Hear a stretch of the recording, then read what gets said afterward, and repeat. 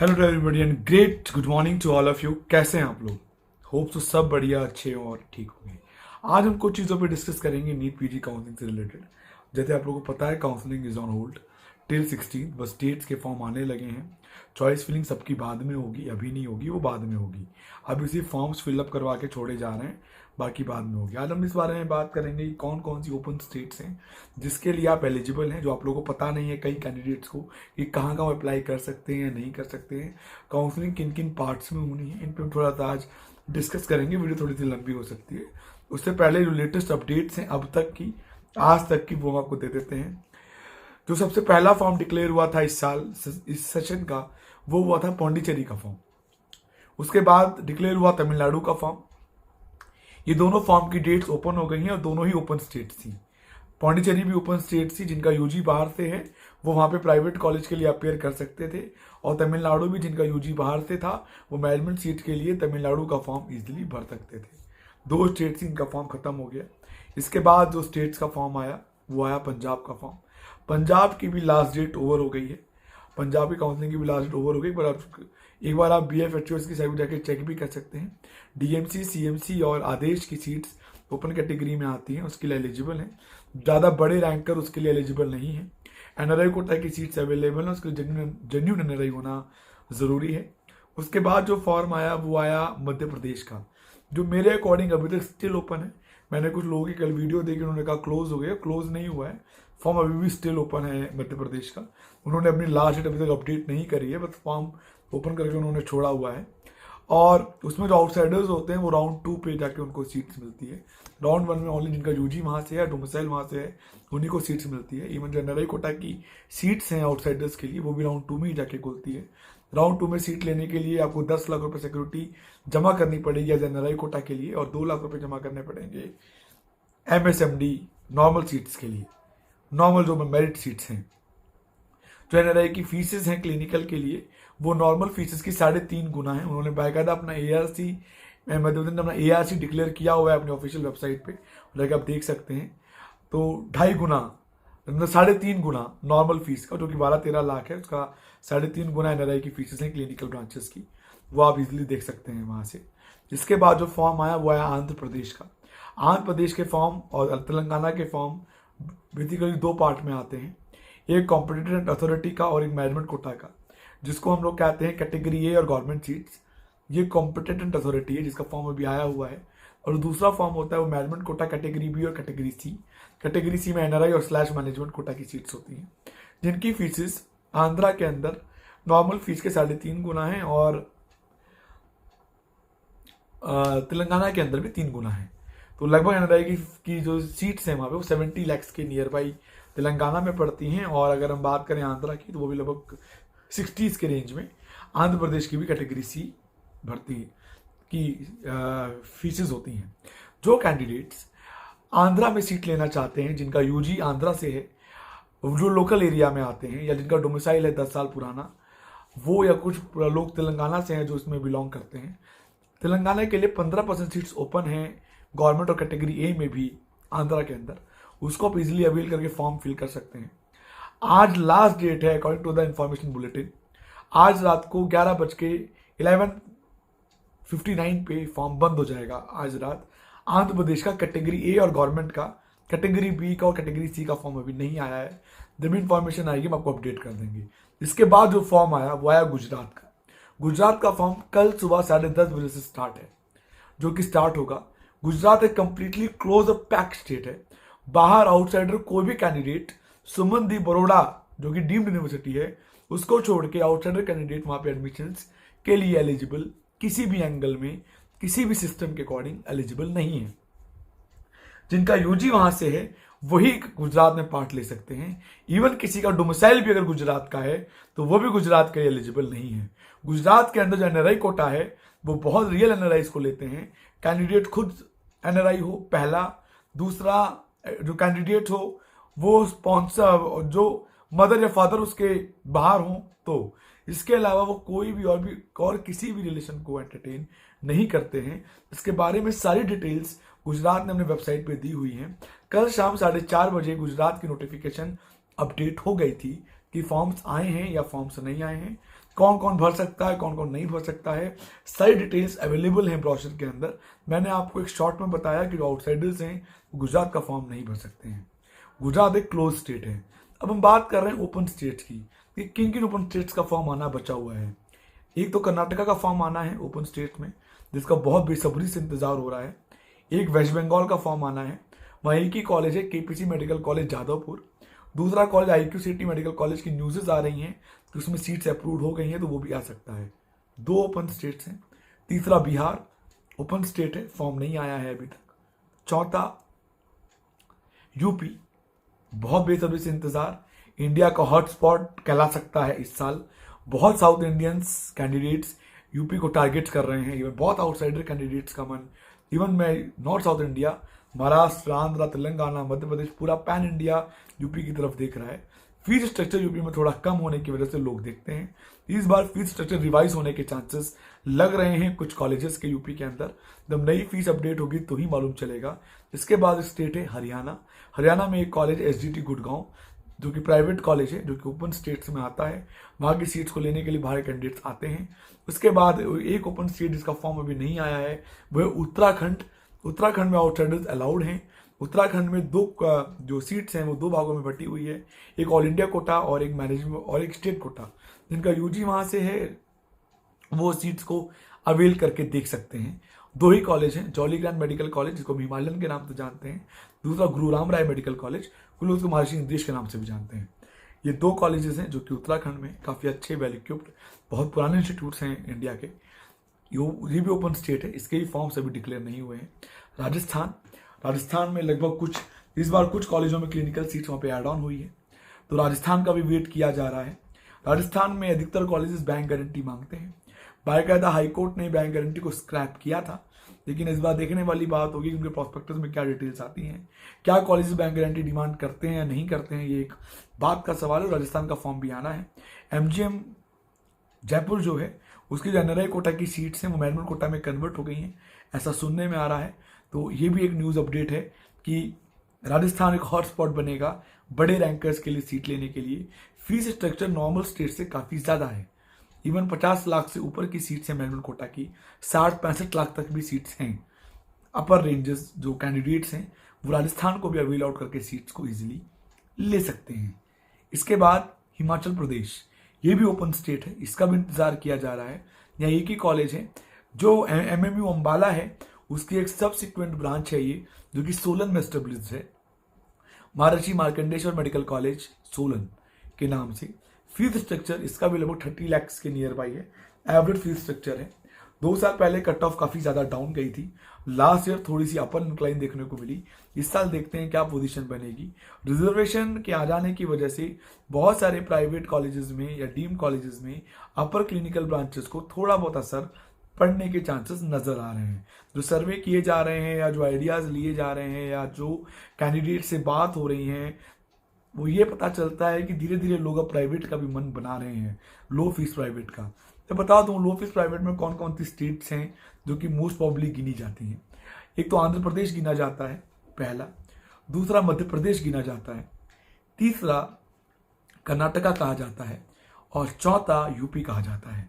इनकी जो फीसेस हैं वो अंडर 15 लाख हैं लगभग बहुत सारे कॉलेजेस की। यूपी के अंदर कुछ कॉलेजेस की फीसेस 24-26 लाख भी हैं, ऐसा है। एक बात और है, प्राइवेट कॉलेजेस में पहले ईयरली बॉन्ड्स नहीं हुआ करते थे, लेकिन इस साल ऐसा मालूम चल रहा है कि कुछ प्राइवेट कॉलेजेस के अंदर 1 ईयर का बॉन्ड वो अप्लाई कर रहे हैं। पूरा वो करेंगे या नहीं करेंगे वो एक अलग बात है, लेकिन 1 ईयर के बॉन्ड की न्यूज़ेस भी सुनने को आ रही हैं। तो ये सारी ओपन स्टेट्स थी, इनका फॉर्म अभी नहीं आया है। अभी काउंसलिंग प्रॉपरली मैं कहूँगा तो स्टार्ट नहीं हुई है, नॉट इवन ट्रेलर भी रिलीज नहीं हुआ है। ये एक स्टार्टिंग है। कुछ लोग अपनी लाइव वीडियोस डाल के इसको हाइप कर रहे हैं, कुछ लोग हवा बनाने की कोशिश कर रहे हैं। थोड़ा इन चीज़ों से बचें और इग्नोर करें, ऐसा कुछ भी नहीं है। काउंसलिंग बहुत स्मूथली चलनी है, धीरे धीरे चलेगी। रिजर्वेशन का कोर्ट केस में लगा हुआ है।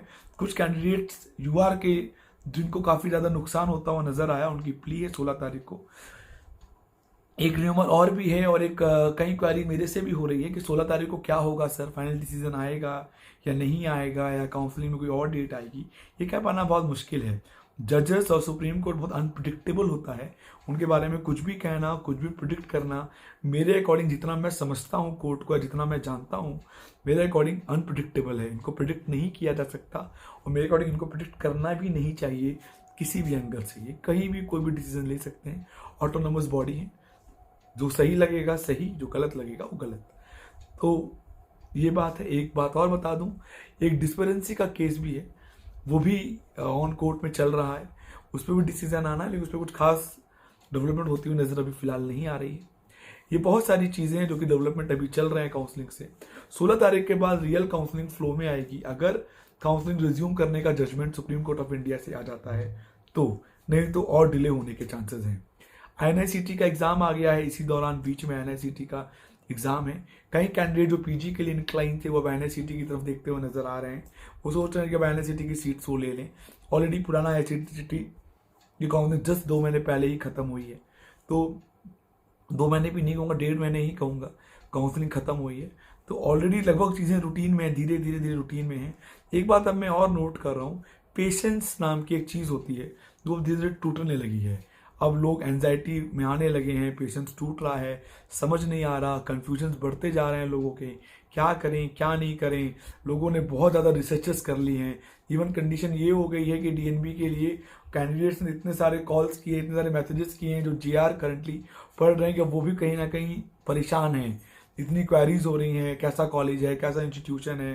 बेसिकली मैं आपको एक और बताऊं, इस साल का सिनेरियो ऐसा है कि आप जज नहीं कर सकते आपको क्या इंस्टीट्यूट किस रैंक पे क्या मिलेगा। एक तो काउंसलिंग क्लब हो गई, पहला इम्पैक्ट, दूसरा रिजर्वेशन आ गया, दूसरा इम्पैक्ट सीट मैट्रिक्स का इंक्लाइनेशन, DNB NB डिप्लोमा का आ जाना, बहुत सारी चीजें हैं जो मिस और मैच होकर चल रही हैं। NB डिप्लोमा के बारे में एक वीडियो अपलोड करूंगा और बहुत इंपॉर्टेंट है और कई सारे कैंडिडेट हैं जो उसको देख रहे हैं। लेकिन मैं एक बात और कहूंगा, जिन्हें MSMD लेनी है, जिनका मन शुरू में है, वो डायरेक्टली प्राइवेट का मन शुरू में ही बना के चलें और आगे चलें। बहुत सारे लोग ये भी कहते हैं कि सर अभी भी एकदम अंधकार है, कुछ समझ नहीं आ रहा, ब्लैंक आउट है। एकदम सच है, अभी कुछ आपको आइडिया लग नहीं सकता, पोजीशंस क्लियर नहीं है, हवाई तीर मारने में कुछ जाता नहीं है। अब कितने भी केसेस कर लें, कितने भी एज्यूम्शंस कर लें, ये होगा वो होगा, ये मिलेगा वो, आप नहीं कह सकते। अंदाजे हैं, लेकिन प्रैक्टिकलिटी बोलने और होने में बहुत अंतर होता है। अब वो टाइम नहीं है कि झूठी तसल्ली दी जाए या झूठे आश्वासन दिए जाएं, बिकॉज अब टाइम आ रहा है पास, तो आपको एग्जैक्टली प्रैक्टिकल चीजों पे चलना पड़ेगा। जहां इतना इंतजार किया वहां थोड़ा बहुत इंतजार और सही, अभी से मन बना लीजिए। अभी आप क्या कर सकते हैं, मन बना लीजिए। डीम का फॉर्म भरना है नहीं भरना है, स्टेट में जाना है नहीं जाना है, कौन कौन से ओपन स्टेट्स के फॉर्म भरने हैं नहीं भरने हैं। ऐसे आपको लाइन अप करके चलने लगी अब धीरे धीरे, step by step. Researches matrix आने के बाद होंगी, चीजें आने के बाद होंगी। NMC की साइट पे अभी भी कोई लेटेस्ट अपडेट्स MD MS की सीट मैट्रिक्स को लेके नहीं आया है। एक टेंटेटिव मैट्रिक्स फ्लोट हो रही थी महाराष्ट्र को लेके, जिसमें ओरिजिनल सीट मैट्रिक्स से भी सीट्स कम देखने को मिली, वो एक टेंटेटिव थी। तो लोगों ने ये कहा कि वो टेंटेटिव है, इवन काउंसलर्स की बता रहा हूँ, टेंटेटिव उन्होंने ही खुद डाला, उन्होंने ही बाद में कहा कि वो टेंटेटिव है, इस पर यकीन ना करें। मेरा कहना है इन चीज़ों पे भरोसा ना करें, जो भी ऑफिशियल वेबसाइट पे अवेलेबल हो, जो भी कंटेंट ऑफिशियल साइट्स पे हो, उस पर बिलीव की। चाहे मैं डालूं या चाहे कोई XYZ कोई भी डाले, उस पर बस भरोसा नहीं करना है। जो ऑफिशियली दिखता हो उसको मानना है, वही सच है। प्रत्यक्ष को प्रमाण की जरूरत नहीं होती है, ऐसा मेरा मानना, यही रियलिटी भी है। कुछ बातें कड़वी लगती हैं, मेरी तो बहुत कड़वी लगती हैं लोगों को, तो डिसलाइक देते हैं, जिसको मैं बहुत वेलकमिंग करके लेता भी हूं, बहुत अच्छी बात है। लेकिन सच सच होता है, आज नहीं तो कल सामने आना ही, आ जाएगा या बाद में आएगा, और बैकअप बना के चलना बहुत जरूरी है। मैंने एक बात और नोट करी है, कुछ लोग रिजिड हैं कि नहीं मैं यूपी नहीं जाऊंगा, नहीं मैं बिहार नहीं जाऊंगा, नहीं मैं बंगाल नहीं जाऊंगा, नहीं मैं कर्नाटका नहीं जाऊंगा। ये जो रिजिडनेस है ना, इसको रिमूव कीजिए, नुकसान आप ही का होगा। काउंसलिंग इतनी अच्छी नहीं है, इतना अच्छा सिनेरियो नहीं लग रहा कि जो चाहोगे वो मिलेगा। जगह कॉम्प्रोमाइज करोगे ब्रांच के लिए, या ब्रांच कॉम्प्रोमाइज करोगे जगह के लिए। मन चाहिए चीजें सभी कोर्ट में अपनी बॉलें नहीं प्ले कर सकते, ये मेरा मानना है और ये सच है। इस बात को पेरेंट्स को भी समझना होगा और कैंडिडेट्स को भी समझना होगा, अगर साल बचाना है। बहुतों ने मन बना लिया है, अगले साल 12 मार्च को एग्जाम है, अगले साल एग्जाम देंगे, ऐसा नहीं है। मौका मौका होता है, मौका नहीं चूकना चाहिए। क्या पता इसी साल हो जाए, 6 महीने 4 महीने बच जाएं, क्लासेस ज्वाइन कर लें, साल भर का जो पैनिक है, साल भर की जो एंजाइटी है, जो पैनिक अटैक आता है वो रुक जाए, हो सकता है ना। तो इन चीज़ों को समझिए, थोड़ा सा एनालाइज करके चलना बहुत ज़रूरी है। सिस्टमेटिक होके चलिए, हड़बड़ाइए मत। कोई डाउट है, कोई क्वेरीज हैं, मैं जानता हूँ लोगों की बहुत कंप्लेंट है मुझसे क्योंकि कॉल्स नहीं उठते हैं। एकदम सही बात है, बहुत सारे कॉल्स मैं उठा नहीं पाता और बहुत सारे व्हाट्सएप के रिप्लाई मैं देता हूँ डेली। अब व्हाट्सएप करके छोड़ दीजिए, मेरे स्टाफ से बात कर लीजिए। पेड गाइडेंस लेनी हो, जाननी हो, पहले अपनी डिटेल्स बता दीजिए। अगर हम आपको एश्योरेंस देते हैं कि मिलने के चांसेस हैं, प्रॉबिलिटी है, तो हम एज ए रूल होकर चलिए। एमडीएस का कल रिवाइज कट ऑफ आ गया, एमडीएस का कल रिवाइज कट ऑफ आया है, डाउन हुआ है। ऐसे ही नीट पीजी का भी आएगा, लेकिन ऑल इंडिया राउंड 2 के बाद आएगा, उससे पहले नहीं आएगा। काफी लेट में जाके एमडीएस ने अपने कट ऑफ को रिड्यूस किया, इट्स टू लेट। काफी स्टेट्स के मॉपअप राउंड भी होने वाले हैं, काफी स्टेट्स के राउंड 2 हो चुके हैं, बहुत डिले जाके किया, जो कि मेरे हिसाब से बहुत गलत डिसीजन है। इवन ऑल इंडिया का भी, एमडीएस का भी मॉपअप राउंड हो चुका है ऑल इंडिया का, उसके बाद रिवाइज कट ऑफ आया। अगर नीट पीजी का भी ऐसे ही लेट कट ऑफ आया तो बहुत डिले हो जाएंगी चीज़ें और बहुत पैनिकेबल हो जाएगा। तो जिनके कट ऑफ थोड़े नीचे हैं वो कहीं ना कहीं स्टडी शुरू कर दें, बुक्स को अनफोल्ड करना शुरू करें, तैयारी करने लगें। और जिनका मन अगले साल जाने का है वो बुक्स को अनफोल्ड करके चलते रहें। लेकिन जिन्हें हल्की सी भी उम्मीद है वो रुकें, काउंसलिंग को वेट एंड वॉच करें, काउंसलिंग को चलने दें, हड़बड़ाएं नहीं। गारंटी किसी चीज़ की नहीं होती, कोई काउंसलर गारंटी एडमिशन नहीं करा सकता, कोई काउंसलर एडमिशन गारंटी नहीं करा सकता। सब एज्यूम्शंस होते हैं, गाइडेंस होती है, सही पाथ और सही ट्रैक दिखाया जाता है, रास्ते बताए जाते हैं, और एडमिशन लेना है या नहीं लेना वो कॉल्स आपकी हैं। सिर्फ काउंसलर्स, मुझ जैसे लोग काउंसलर सिर्फ सलाह देते हैं, वो भी अपने एक्सपीरियंस पे, अपनी मैच्योरिटी पे, कई सालों का तजुर्बा, कई सालों को समझ में, या मदद करते हैं कि ब्रांचेस का स्पेसिफिकेशन कैसे किया जाए, ब्रांचेस का डाइवर्जन कैसे किया जाए, किन ब्रांचेस में क्या क्या डिफरेंसेस हैं वो बताए जाएं। इन चीज़ों के साथ जो डिसीजन लेंगे वो आपका होगा, आज जो लेंगे वो आने वाले कई सालों तक वो डिसीजन आपके साथ चलेगा। कोई शॉर्ट डिसीजन नहीं होता है ये, जो डिसीजन आप आज लेंगे लाइफ लॉन्ग चलेगा। ऐसा सोच के बिल्कुल भी ना ले लें पैसे कम लग रहे हैं तो डीएनबी ले लेते हैं, ब्रांच कॉम्प्रोमाइज कर लेते हैं। यही ब्रांच फ्यूचर लॉन्ग चलनी है आपको, और जिसमें मन हो वही लेना चाहिए।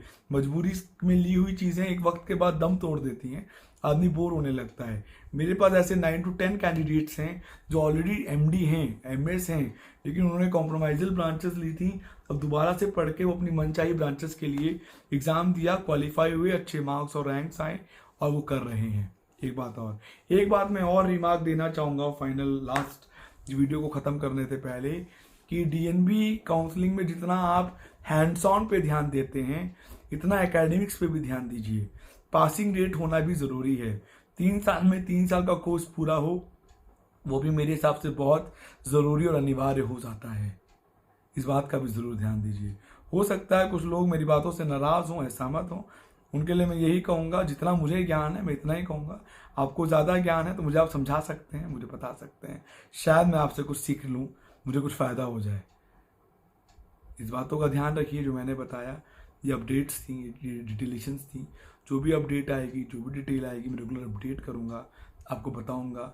नीट यूजी के एक्सपीरियंस हैं, अगर आपके रिलेटिव्स हैं उनकी मदद कीजिए, उनको सही राह दिखाइए, उनको बताइए कि यूजी के बाद पीजी की काउंसलिंग में क्या क्या चीज़ें होती हैं। क्योंकि यूजी में लोग ये कहते हैं कोई भी कॉलेज ले लो यूजी तो हो ही जाएगी। ऐसा मेरे से भी आज कुछ लोगों ने कहा था फ़ोन पे, कल भी कहा था। मैं इसलिए ये बात रिपीट करूँ, समझाइए कि स्टेट चूज़ करना, सही स्टेट सही कॉलेज चूज़ करना कितना इंपॉर्टेंट और कितना नेसेसरी होता है। बाकी जो भी अपडेट होगी हम अपडेट करेंगे। हमारा नंबर है 9675200801, 9690796426, 9675200801, 9690796426। इस पर कॉल कर सकते हैं, व्हाट्सएप कर सकते हैं, हमारे टच में आप रेगुलर बने रह सकते हैं। तो सुबह बाय, टेक केयर। हाँ, जो पेमेंट करना चाहते हैं हमारी पेड गाइडेंस के लिए, हमारी वेबसाइट पे चले जाएं, वहाँ पे पेमेंट लिंक दिया हुआ है, जाकर आप डायरेक्टली पेमेंट कर सकते हैं। डिस्क्रिप्शन में भी पेमेंट लिंक अवेलेबल है। टेलीग्राम का ग्रुप है हमारा, कभी ओपन करते हैं कभी बंद रखते हैं, जब भी ओपन हो तब डिस्कशन और क्वेरीज कर सकते हैं। तो सुबह bye, take and have a good day, bye.